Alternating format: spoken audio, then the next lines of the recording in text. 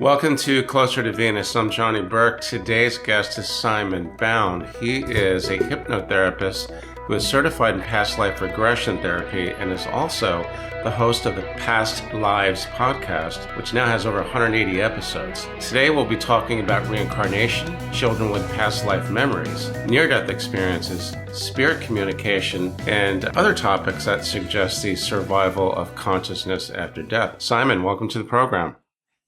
Hi, it's good to be here. So you are a hypnotherapist by trade. What made you want to explore past life regression? Well, I've always been interested in reincarnation and the afterlife. But when I was 10 years old, I'd go to the local public library and I would get books out on all sorts of unexplained things. It could be Bigfoot and ghosts and these wide variety of things. But the older I got, my interests sort of moved together into some smaller areas. So there was two things. There was UFOs and there was the afterlife. And because I had such an interest in the afterlife, I would go and see mediums and I would read the books on the subject. And not too far from me in London was the College of Psychic Studies. I would go there often, and that wasn't because I was a student there. They were teaching mediumship and they were teaching all sorts of things, and you could book time with the medium students or with the teachers. So I would go maybe once a month, sometimes every couple of weeks, and I would see a different medium every time. And I sat with a channel, and it was there that somebody was doing past life regressions. And that was back in the 1980s. I did my first one, and I was taken back to a life it was about 1895 in London. And then I saw a few years of that life. So when it came to be doing hypnotherapy and to train to be a hypnotherapist, I wanted to do past life regression. But I didn't want to not get proper training. So I did a hypnotherapy course, which was 10 months. And it was 160 hours at classroom and so many case studies. And I learned so much about hypnosis and hypnotherapy. And I learned all these techniques for helping somebody stop smoking or lose weight or work with anxiety attacks and all these different things. But ultimately, I was learning hypnosis specifically to do past life regressions. So when I got my diploma, I then went on to study past life regression therapy as a specific modality to be used. Because even though by then I'd gone through several past life regressions and I knew how they worked, it's just me. I just want to be properly trained and know exactly what I'm doing before I take somebody through it. So over the years, it's been a pathway I didn't really expect that I'd be taking, because I remember at the College of Psychic Studies 2 or 3 times, different mediums would say to me, "Oh, you're going to be a healer when you get older." And I always thought, wow, I don't think so. I didn't feel like me. But then I was maybe 25 years old. And so obviously, over time, you get older and you change pathways and you look for different things. And here I am as a healer. It reminds me of The Matrix. There's a bit where Neo knocks a vase over and the woman says to him, "Don't worry about the vase." But she says to him before he knocks it over, "Don't worry about the vase." He turns around and knocks the vase over. So did he knock it over because she said, "Don't worry about it"? Or did she have the premonition he was going to knock it over? And we have a new Matrix movie coming out this Christmas, I believe. Yeah. It's interesting development on how you stumbled onto this. I've talked to hypnotherapists that eventually discovered past life regression, but it seems like you were pretty much steeped into that whole world, visiting mediums and so on, where that informed your decision to do hypnotherapy. Also, I wasn't aware that you were visiting mediums at such an early age, but you've also had paranormal experiences before all this happened, including UFO sightings and other events that you couldn't really explain. When did this happen, and can you give us some more detail on that? I was having dreams that were very vivid, and there was a point where I was going to visit a friend in New Zealand. She was getting married. A couple of weeks before I was to fly out to New Zealand, she asked me to get some kind of awful touristy stuff from London, and I bought her a tea towel with the London tube map on it. And I was walking through this area of London called Soho, and suddenly I had this, I don't know if you call it a waking dream or a vision, where I was in New Zealand and I was sitting next to her in her car, and she was driving and we were going through suburban Christchurch, And there's this real specific look to these houses that you don't really see anywhere else in the world. Not where I've been anyway. And this lasted a couple of minutes. And then like 2 weeks later, I'm in New Zealand. And those 2 minutes it happened exactly as I'd seen them while I was in London 2 weeks before. I remember the road names were the same. The conversation we were having was the same. The car was the same model, make and colour, and the way the houses looked. And the thing is, I've never been to suburban Christchurch before. I'd have no idea what the roads are called or what the houses look like. Right. And some people might say, well, this is a déjà vu. But then déjà vu doesn't last 2 minutes when you're actually living that experience. So is that a lucid dream, or what exactly would that be called? I don't know, because it was... premonition, maybe? Yeah, precognition. It was just a Saturday afternoon in London. It wasn't like I was asleep or I was sitting down. I was walking down the street. So that's one of my weird experiences. But with the UFOs, I was gigging with my band outside of London. This was a Sunday night gig. It was at a blues bar, and we were the house band, and people could get up and jam with us. Then we finished and I was heading back into London. It must have been around 1 a.m. and I was on this motorway, and up ahead of me to the left, there was a really bright light in one of the fields. And I've driven this motorway a lot, and I know this field and I know it's empty. And I thought, this is weird, a really bright light there. And when I got to the space where I could really see in that field, there was some sort of a craft, and it was very close to me. It was just off the edge of the motorway. It didn't move an inch the whole time I looked at it. It was shaped like a rugby ball, and one half of the bottom of it was covered in red pin spotlights. There was a really powerful kind of spotlight beam pointed at the ground from the other end of it.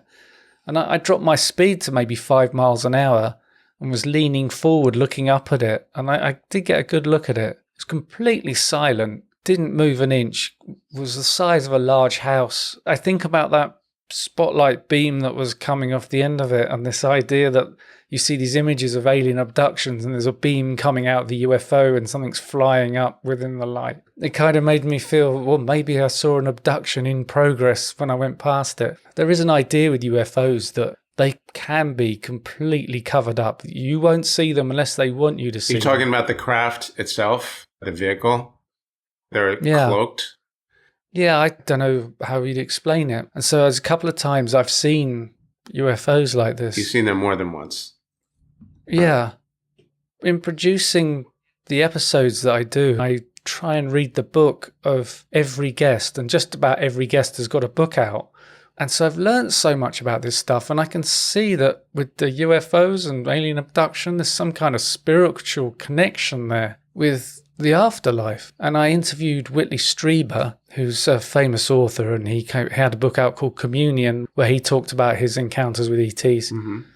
And he said to me during the interview that they had this cabin in the woods, and some nights the ETs would show up, but then he'd see apparitions of the dead show up at the same time. So it's almost like the ETs occupy the same space. Yeah, it's like the veil, as they call it, between us and the afterlife is removed or a lot thinner when they're there, so other things can come through. So it just fascinates me how these connections are starting to show up. Indeed. Since we're talking about UFOs and aliens and otherworldly beings, the difference between near-death experiences and out-of-body experiences, the conditions or the after effects are very similar. I've had some people tell me that if I astral project, what am I likely to encounter? And the answer was, well, what are you not likely to encounter? Because there's all kinds of things there. There's past lives, there's star beings, there's things maybe you don't want to see, there's different levels. So there seems to be a connection. There's something to it, though. It's not just made up. It's not just fiction. Would you agree? Yeah. The one thing that really makes me think is that the Professor John Mack at Harvard Medical School was a professor of psychiatry, and he worked with over 130 people who claimed to have been abducted by aliens. And he said that there's definitely something happening here. He said these people aren't crazy. They're not hoaxing. They're not confabulating. You know what confabulation is? It's when they'll tell you something they believe is absolutely true, but it's not true. It's their belief. But he said that there is definitely something external to these people that is interacting with them. And as a psychiatrist in Harvard Medical School, you got to be a damn good psychiatrist to get that job. So if he says there's something happening here and these people aren't crazy, I think you got to listen to him. I think so. Another thing that people seem to talk about, speaking of mediums, I know of one who told me that many of the star beings are trying to teach us to be more loving creatures, as out there as that sounds. And ever since that, I've had other people tell me the same thing. The subject of UFOs and star beings, it's so vast, but there's obviously some connection between us and them and the veil. We just haven't really figured it out yet. But you make a good point. What other metaphysical events did you experience when you were younger? I had some weird dreams and some strange experiences with it. I woke up one night. It sounds so bizarre. You know, the grey alien sort of faces. It was like the image of that was being projected onto the wall of my bedroom. And I woke up and I saw it and I was like, what's going on here? Suddenly there's adrenaline and it's such a strange thing. Why would that be happening? And I switched the light on next to the bed and you couldn't see it. Switched it off and it was still there. And then it moved along the wall and just went into the corner of the room and it was gone. Why would that happen? Where's that image coming from? And why would they do that? Going back to Whitley Strieber, when he published this book, Communion, which is about 1988-89, he was sent loads of fan mail. His wife would read every letter that came in. There were so many people who were reporting encounters, this kind of alien abduction thing that Whitley Strieber was talking about in his book. After reading all these letters, she said to him, the more bizarre the story is, the more likely I am to believe it. And she also said that she could see there was a connection with death amongst what's going on here. I had these dreams that were hyper vivid. There was one, I was in this grey space. It was full of grey smoke, so I couldn't see any walls or ceiling or anything. There were 3 guys there wearing identical grey suits with a white shirt and a black tie. I couldn't see their heads because of the way the smoke was, but the guy at the front held up this sign that was quite big and it had numbers on it. It said 22:22:11. And then I just got from him this thing that said, these are your numbers. This is what you'll see now. And then that was the end of the dream. And then for a while after that dream, I just saw those numbers everywhere. And as you could say, well, you're looking for them, so you'll spot them. I think they turned up too much. 22:22:11. Yeah. And then I had another dream. That was that same guy. And he had one of those things in his hand where you press the button and your car doors unlock, one of those things. He just lifted it up and pointed it at me and pressed the button. And then the alarm went off, my alarm clock. I think about how would my brain know to synchronize that button press with the alarm clock going off? Was my body clock that good that it knew exactly the time? So many things that happen and then I lose track of them. But I was being taken through a past life regression. You've been regressed several times. The question there for you and for your patients is that how do you know it's not just your imagination? What are some of the key factors that really ground it where you come out of it and say, I did not imagine that. It's not fiction. That's real. I think one of the things is the lives that can be seen can be so dull. And if you think about it, I could imagine a lifetime from any point in human history, and then I choose one where I'm just a Victorian guy in a dull job. Would you really choose that for yourself if you wanted to imagine something? Probably not. But people do see those lives in past life regressions, but they might be coming for some kind of therapeutic thing, maybe to do with anxiety, or some people might be talking about relationships and why do I behave like this? And in this past life, you may be in the dining room with the family and you're having your dinner.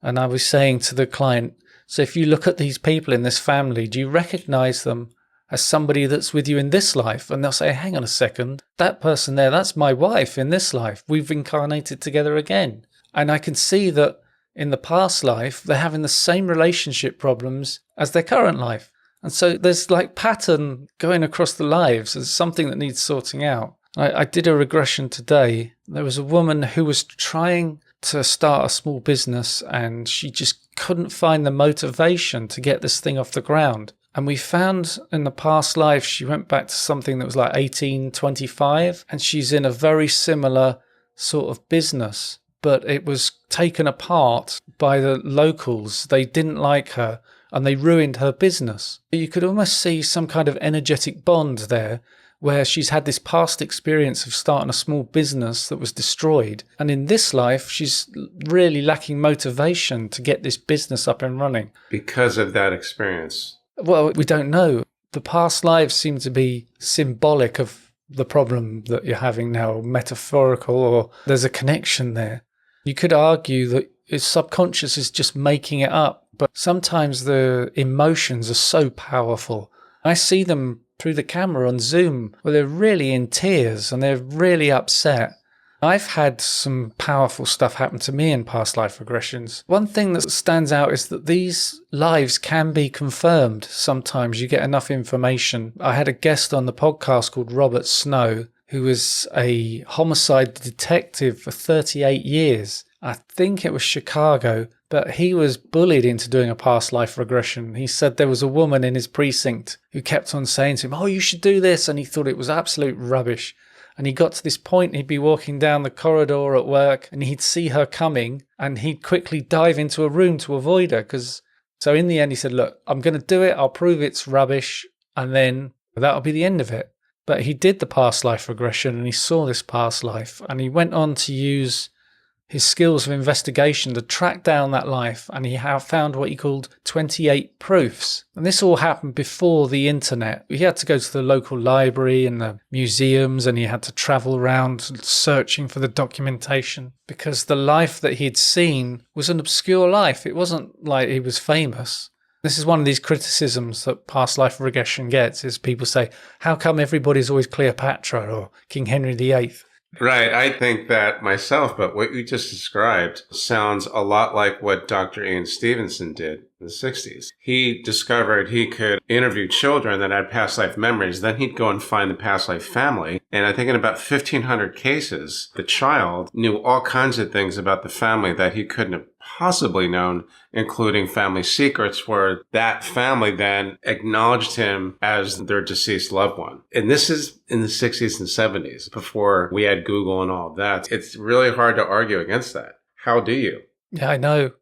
And also there's the physical effects as well. The children will talk about a past life and they died in a certain way, and they have some kind of a birthmark or physical defect which matches the injuries. You could say, well, the children have an injury or defect, so they made up some life where that defect occurred. But they can't make up the life that accurately and with that much detail that the family accept them as the deceased person. There's a boy who remembered life as a school teacher, and he was on his way to school one morning and he was shot. He was murdered, and Ian Stevenson was able to get hold of the autopsy and could see the birthmarks on the child's skull were in exactly the same position as the entry and exit wound of the bullets. So it's an amazing kind of verification. I've got this book he's written called When Biology and Reincarnation Intersect, and it's got 100 of these cases in the book and a load of photographs as well, so you can actually see these birthmarks and deformities and things. There's a great picture of a boy. He remembered a life as an American bomber pilot over Burma. During the Second World War, the British Army were fighting the Japanese, and the American Air Force was supporting the British Army by bombing where the Japanese were. And the aircraft was shot down and crashed in Burma. And so this boy was born. It's Myanmar now, isn't it, Burma? Mm-hmm. The picture in the book shows him, and he's got blonde hair and blue eyes and light skin, and he's standing next to somebody who has such dark skin and black hair and brown eyes. It's just amazing how these connections happen. I've heard it's described as some kind of soul energy matrix that brings stuff through, and it seems to be mostly when it's traumatic deaths that the child remembers their previous life. Really? Because you might have thought there's some perfection there. Why is this happening? But it's probably just part of nature that this comes together. When we talk about past lives and reincarnation, inevitably the subject of the in-between stage, life between lives, what Dr. Michael Newton wrote about. Have you had experiences either with yourself or with any of your patients where they kind of tripped into that space where they remembered in between incarnations? Yeah. I did. Somebody took me through a life between lives hypnotic session. I went through that whole process of where you meet the soul group, your soul guides. They have a place they call the Council of Elders. Then there's a healing place, and there's the Library of Knowledge. I took somebody through a past life regression recently.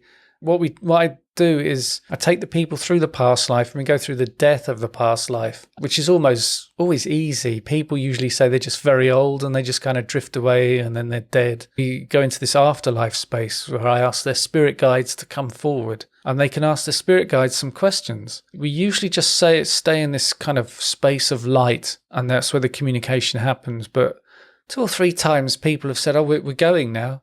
I said, where are we going? He said, well, the guide wants to take us somewhere. I said, okay, let's see where we go. And they went to a massive library. They couldn't see the other end of it. It was so big. And librarian brought a book over. Isn't that a reference to the Akashic records or the Akashic Hall records? Yeah, that's what I thought. Those words weren't used, but that's what it reminded me of. And so she opened this book and there's this writing in there she couldn't read. She didn't know what language it was. So I said to her, well, I'll ask the librarian, why give you this book if you can't read it? And she said they told her, it's just to show you everything happens for a reason. It's all written down in the book. So that was an interesting one. I had a couple where somebody's relative may have died in the last couple of years. One of them, we were in a past life. This lady was in the kitchen and she's Victorian era and she said she's just doing some cooking. And she goes, my brother's just walked in. I said, okay, your brother in the past life. She goes, no, my brother, he died a year ago. And now he's just walked in. And he's just come to tell me he's okay. And then he was gone again. So that was really weird. And somebody else was in the space with the spirit guides after her life. And then their grandmother just walks in and says, don't worry about me. I'm fine. You know, I've passed on. So it's amazing. Is this in the in-between space or? Yeah, one of them was in that kind of in-between space and the other one was during viewing a past life. Now, you've experienced this yourself, the in-between space. Yeah. What did it feel like emotionally? I don't know. I'd say it felt like home, really. It was weird. I get the impression that we're all in these soul groups and the soul groups have different aims at different times. And when I went to this soul group, the aim was fun and happiness. And so when I first arrived with them, it was like I was in a disco. It was like a 70s disco with all the lights on the floor. Everybody's dancing. And my spirit guide came over and he started dancing and he was doing the Charleston and walking like an Egyptian and all this kind of stuff. That's incredible. I think it's incredible, but it's not what I was expecting to hear. I heard one account that was similar to this, which was not fun, and it was very daunting. But I've never heard anyone who's actually been in that type of a session who said this did happen. I experienced it. Yeah, so we did go onto the Council of Elders and a space where you choose your body that you're going to live in your next life to come. When I got to the Council of Elders, there was a whole group of people there, and it was like a Greek amphitheatre, and everyone's there in togas, and they all look very wise and very serious. And the guy at the front stood up and kind of pointed away, like he was going, what do you think you're doing? Presenting yourself to, go on, get out of here. And it was later on that somebody took me back to that space to sort of ask what was happening. That was pretty weird.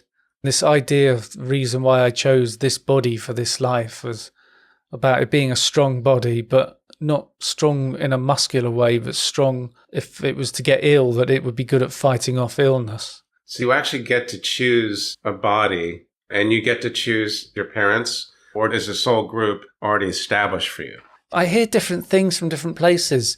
There's a thing that talks about how you have a life plan and all these different things are set up across your life. It's a plan though. It's not set in stone. You can go off the plan. Other members of your soul group will be part of the plan. They may come in as your mother and father, or your husband or wife, or your children, and they behave in certain ways and do certain things to help you learn lessons. Throughout that plan as well, there's what they call exit points, where basically where you could die and just leave the life if you need to. There's still free will though, and any member of your soul group that's involved in your plan might just go off and do something else and not help you out with your plan. And you might do that to them. The thing about the soul groups and choosing your parents, then it's a kind of thing where I suppose a whole group of you would get together and decide who's going to play which role in that life.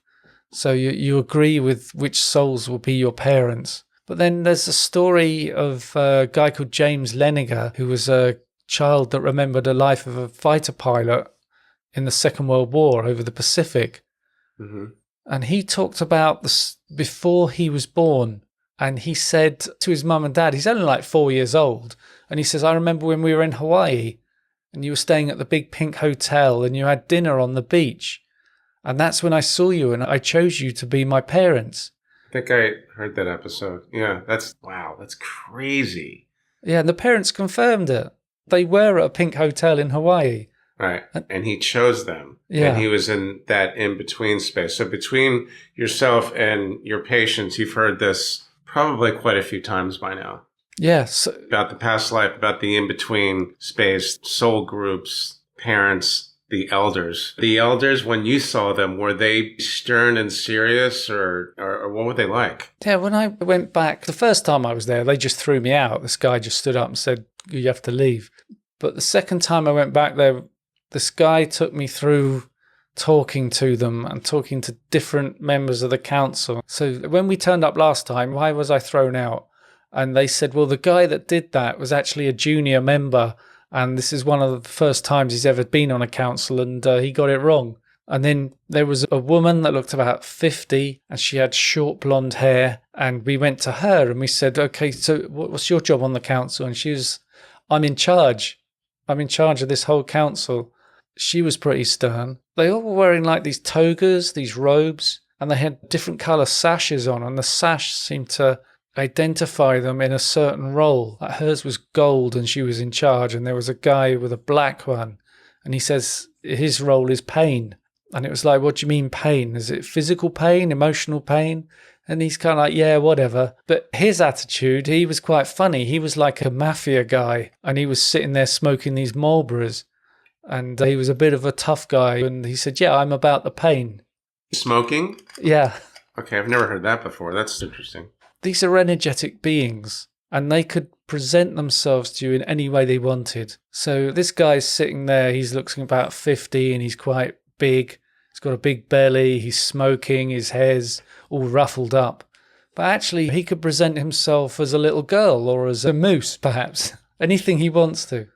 So your feeling is they can present themselves the way they need to for that particular person, which is you in this case. Going back to the regressions, what is the farthest back in terms of time? 100 years ago, 5,000 years ago. What is the farthest back that one of your patients or yourself remembers a life? I had a client who went back to a point where they said they had no language. It was kind of like Neanderthals. They hadn't even developed language yet. The client was female, but the life was male. Just talked about trying to scrabble to get food and how she was part of a tribe, but they hadn't formed a society, so they fought each other over food, but then with other things they would cooperate. That's probably the furthest back that I've had a client go. But I had a couple of clients go to other planets, and that was interesting. I'm sure that was bound to come up sooner or later. What about ancient civilizations which haven't really been proven to have existed, like Atlantis or Lemuria or Mu or anything like that? I haven't had anybody go to those places. But you've had people come from different planets. Yeah, there was a lady who went into the past life and she said she was in a cave and she was really scared and she did not have a human body. And she was kind of saying, they're coming to get me. And it didn't seem like they had technology wherever she was. She said whatever it was coming to get her were like human-sized rats, was her best description. But they weren't actually rats, like human-sized rats, but that's similar to what she wanted to say. And there was another lady went to a life where when we first go into a past life, we just get some basic questions like, are you male or female? And how old are you? And I said to her, if you look down, can you see your clothes? And she said, I haven't got a human body, but my legs, each of my legs has 2 knees instead of 1 knee. We couldn't really get much more than that because she was just kind of in this desert space and she wasn't wearing anything. And I tried to move the narrative forward, but we didn't really go anywhere. So that's all we saw on that one. Interesting. So that does tend to support the theory that not everyone is reincarnated from Earth. People talk about being reincarnated from not only different star systems, different planets, but when they're in that in-between space, sometimes the spirit guides or the elders or whoever is the governing body will suggest Earth is a bit harsh. Maybe you should go there because it would be better for you. Have you had any experiences like that? I haven't heard that. I have heard Earth's a pretty tough place. I had a guest recently say humans are the drama queens of the universe because everything's so tough.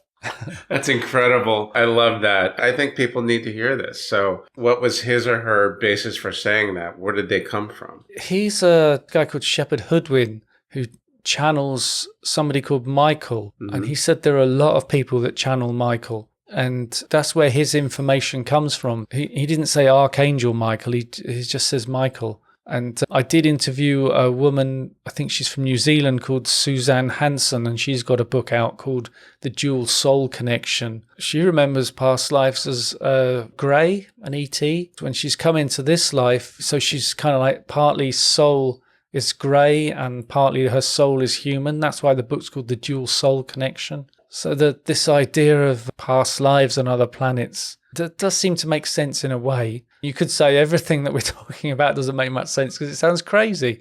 Not reincarnation, though. Not past lives. I think we've seen or heard firsthand enough accounts in addition to work by Ian Stevenson and Raymond Moody and Brian Weiss. It's really kind of hard to argue again. But you're right. Talking about being reincarnated from other worlds, it's probably a stretch for most people. But I wouldn't discount it. I've had a lot of people that came onto the show and said, well, I remember life in Atlantis. I remember life in Lemuria. I remember being a Pleiadian. And I don't know whether it's true or not. That's just what they're telling me. For someone who's interested in doing the therapy, the past life regression sessions, how can they best prepare for it? But I think there's different levels to this. I always recommend people doing meditation. And even if it's just 5 minutes, and when you're meditating, to kind of send a request out into the universe to your soul guides to ask for their help in the past life regression. Because the idea is during the regression, the life that you view is chosen for you by your soul guides. And they'll choose the life for you that was most beneficial for you to view right now. So in preparation for doing the past life regression, to do that meditation helps. And that also, it's that training your mind to calm, and that helps with the hypnosis. There's that idea of sending that request out to the soul guides, but also I think that they might be pushing people into doing a past life regression. They may have this idea that they know what will be really good for you right now would be to view a certain past life, and they'll put the idea and the drive to do it into your subconscious. And it may come through to your conscious mind where you think it's your idea, but it's actually the spirit guides who are kind of prodding you in the back saying, go into a past life regression. I like that idea as well. That's really, really cool stuff. It seems to me that this kind of work for you has been very rewarding, the research and interviewing people and gaining knowledge and disseminating knowledge, wouldn't you say? Yeah, it's been an education, because even though I'd had my experiences over time and I'd read a lot of books, when I'm doing these podcast episodes, over 180 now, and just about every single guest has a book, and I read the books to harvest the questions. I gain so much from reading all those books, and then I'm in the lucky position that I can ask questions to the author. Some of these people have had near-death experiences. Some of them had reincarnation experiences or mediumship stuff. I don't think there's many people around who get to talk to so many people who've had a near-death experience and have asked them detailed questions about how it works and how they experienced it. I think that you going to see mediums early on is an important piece. Those experiences did seem to have an effect on you that kind of spurred you forward on your path, didn't it? Yeah, it's interesting to see what comes up, because one instance that springs to mind was in the 80s. I was sitting with a medium and she said, George is here to talk to you. And I was saying, I don't know a George. And she says, okay, we'll move on. And 10 minutes later, she says, George is here. He's very insistent. He wants to talk to you. And I'm like, I don't know a George. And she's okay. So I got home and I said to my mum, there's somebody called George wanted to talk to me. And she says, that's your granddad. He died when I was a kid. I only never knew him as granddad. So that was some kind of verification there for me that I didn't know someone called George, because there's an idea mediums will read a person sitting opposite them to make stuff up, or that the medium's getting the information from your brain psychically. So I couldn't have given her any clues about a George psychically or through cold reading me, because that made no sense to me at all. It was only when I got home and my mum told me who George was. That's one of those kind of verifications that really makes you think. If you're the person that experiences it, it can be quite powerful. That goes for a lot of experiences that people have. They seem small, but if it happens to you, it really makes you think. Here's a question which I'm not sure anyone really has the answer for. I'm going to run it by you anyway. If there was a widespread acceptance of reincarnation, what do you suppose the implications would be for our civilization? I don't know. One of the things about reincarnation is you're not supposed to remember your past lives, because then your current life, you're here to learn a lesson. And knowing about all your past lives and that you reincarnate wouldn't help you at all. I don't know how it would affect civilization. The reason I bring that up is because someone, his name's Walter Simcoe, basically took Ian Stevenson's work, which is written for the academics. What Walter did is he just distilled down the most important cases into like a story form so people can actually read it. And one of his thoughts was, if there was a widespread acceptance of reincarnation, there would be a decreased fear of death. With a decreased fear of death, there would be no need for faith. With no need for faith, there would be what? Less importance of religion. With less of an influence of religion, there would be no wars. I don't know if we're going to see that in our lifetime, but definitely does make you think. You might say that if people are so sure there's an afterlife and reincarnation, some people might just get sick of this life and suicide. Yeah, but that's a different discussion, and it's true, but also there's implications with that too, which means you get sent back to school and you got to do everything all over again. So yeah, it's not an easy question, but I always thought that one discussion was pretty interesting. Other than the advice that you just gave us on how best to prepare, which is great, by the way, what else do people really need to know about past life regression? They need to know that while they're hypnotized, they will remember everything. During the hypnosis, they'll feel completely in control. They feel like they could just get up and stop it anytime they wanted to. The images, they come to you in your imagination. So that is where we make stuff up. So it's not surprising people would think, I don't know if I made this up. But it's the way it's given to you and the emotions that can be so powerful. In a past life regression, you just need to be physically comfortable for about an hour and follow the guidance of the hypnotist. Also, the hypnotist should ask open questions, basic questions, because hypnosis is the power of suggestion. And if you start getting really complicated in the way you talk, then that might bring up false memories. So I did wonder if my clients, if they sometimes think, Simon's questions were pretty awful. He didn't really ask much. I got to keep it basic. Got to keep it basic. Simon, thanks so much for joining us today. Excellent information. How can our listeners find you online? The website is pastliveshypnosis.co.uk. The podcast is the Past Lives podcast. I've got the website, part of it's for the podcast, part of it's for the hypnosis. You can book a free 20-minute consultation, and I'm starting a new podcast next year in January that's called the Alien UFO Podcast. Thanks again for joining us. You've been listening to Closer to Venus. I'm Johnny Burke. If you enjoyed today's episode, please consider subscribing. You can also leave us a review on iTunes as well. For more info, please go to www.closertovenus.com. And thanks again for listening.